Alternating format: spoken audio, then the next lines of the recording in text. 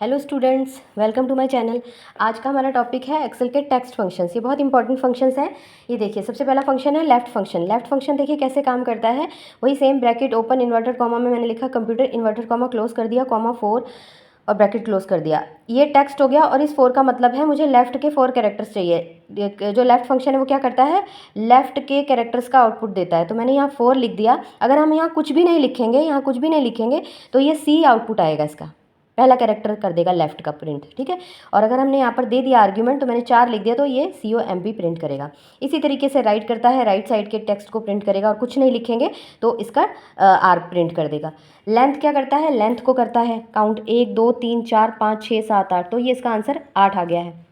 अपर क्या करता है, अपर जो केसेस हमने पढ़े होंगे माइक्रोसॉफ्ट वर्ड में, upper case, lower case, proper case, title case, तो वो केसेस की बात हो रही है। तो वो केसेस ऐसे नहीं चलते, इसमें फंक्शन के रूप में चलते हैं। तो अपर कंप्यूटर को हमने स्मॉल लेटर में लिखा हुआ है, तो इसको क्या करेगा, कैपिटल लेटर में कर देगा।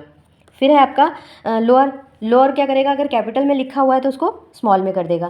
फिर आता है प्रॉपर। प्रॉपर क्या करता है, पहले लेटर को कैपिटल कर देगा। रिप्लेस क्या करेगा, रिप्लेस में देखिए ये भी बहुत इंपॉर्टेंट फंक्शन है।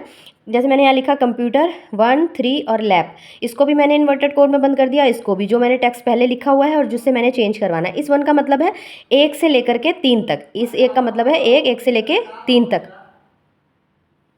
फिर उसके बाद इसका आउटपुट आएगा लैप्यूटर, इसको ज्वाइन कर देगा, COM को हटा देगा और उसकी जगह पे LAP लिख देगा, ठीक है। इसी तरीके से आप बहुत सारी चेंजेस कर सकते हैं, किसी नाम के आगे चेंजेस करवाने हैं अगर आपने, तो ये बहुत इंपॉर्टेंट फंक्शन है। इसके बाद आती है बारी सब्सटीट्यूट। सब्सटीट्यूट फंक्शन भी बहुत इंपॉर्टेंट फंक्शन है।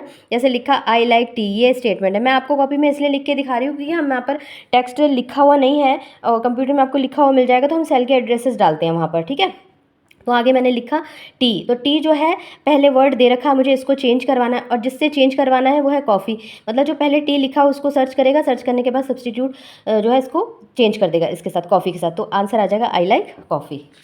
नेक्स्ट है एग्जैक्ट। एग्जैक्ट फंक्शन कैसे काम करता है, एग्जैक्ट में मैंने वही सेम इन्वर्टेड कॉमा में एक्सेल, इन्वर्टेड कॉमा में एक्सेल लिख दिया, लेकिन इसका केस जो है वो अलग है, इसका अलग है। तो इसको अलग अलग मानेगा और आंसर फॉल्स कर देगा, क्योंकि ये अपर केस में है और ये लोअर केस में। भले इसकी स्पेलिंग सेम है लेकिन फिर भी इसका आंसर क्या आएगा, फॉल्स आएगा, यानी कि ये केसेस को पहचानता है। ये एग्जैक्ट फंक्शन भी केस सेंसिटिव होता है। फिर है रिपीट। रिपीट में मैंने एस्ट्रिक को 5 टाइम्स रिपीट कराने के लिए बोला। जिसको भी आपने रिपीट कराना है, जिस लेटर को भी, जिस कैरेक्टर को भी, आपने उसको इन्वर्टेड कोड में बंद करना है और आगे उसकी वो लिख देनी है डिजिट, जितनी उस बार उसको आपने वो करवाना है रिपीट, 1 2 3 4 5, ठीक है।